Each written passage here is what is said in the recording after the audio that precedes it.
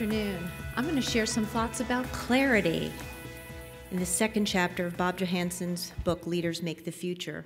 Like many leaders, I viewed my leadership role much like an optometrist. I'm quite sure I have 20/20 vision, and my role is to make sure, do you have it? Is it clear now? Do you get it? I know what my big E looks like, and I know what all the little letters on the bottom look like. For Johansson, he describes clarity, and I think I was partially correct, is the ability to see through the messes and contradictions to a future that others cannot see. Leaders must be clear about what they are making, but flexible about how it gets made. That part was slightly tricky for me after the but, because it means releasing and letting go through that process. He takes the time to define the difference between clarity versus certainty, and I think that's where I myself as a leader needed to have some refocusing. So I won't go through all of them that are listed here, but I think what meant something to me was that clarity is expressed in narratives and stories, and certainty is expressed in rules. And so that as a team in our particular school, that we needed to be more of a lighthouse and less focused on trying to alter everybody's vision through the process. So in our case, through the chapter, they posed 3 interesting questions that we took our administrative team through. We had our entire team purchase the book as well as our board. And so the clarity for independent schools might be, questions to ask ourselves, is how do we see through messes and contradictions? How can we make things as clear as they can be and communicate that clarity? How do we find hope on the other side of trouble? Now that's a question, the 3 questions we asked our team, and this Wednesday we'll be asking our board of trustees in a generative session.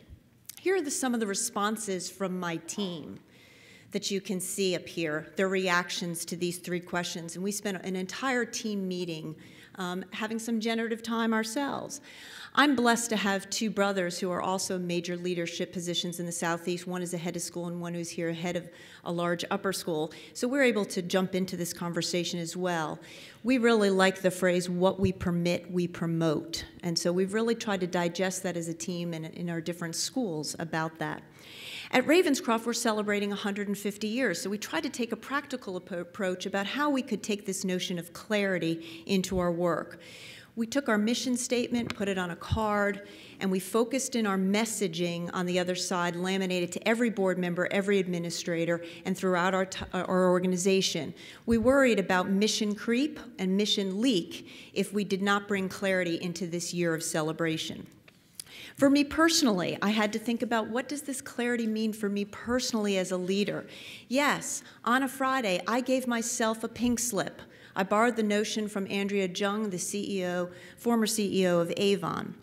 What did that mean? I called my beloved husband on a Friday and said, you know you love me, and I know I love you, and we love our children. Told my mother that I would not be available to her at all this weekend. I shut my phone off, which I don't enjoy. I like being connected. I'm high verbal. I like to stay with people and around people. I took a big box. I cleared off my desk, literally dumped it all in a box, shoved it under the desk, and I fired myself on a Friday, and I went away for the weekend. This is where I went.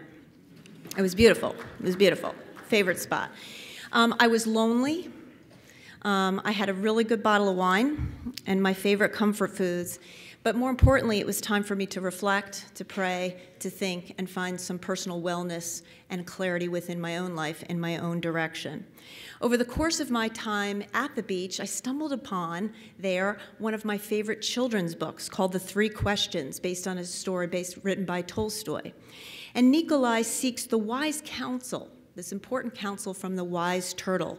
And during that weekend away, those 3 questions became paramount in my next stage of my leadership journey and bringing clarity to me personally.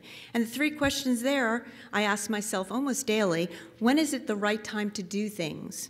Who is the most important one? And what is the right thing to do?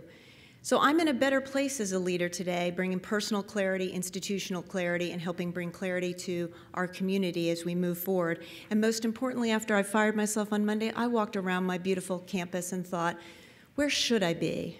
And it wasn't inside my office. Thank you.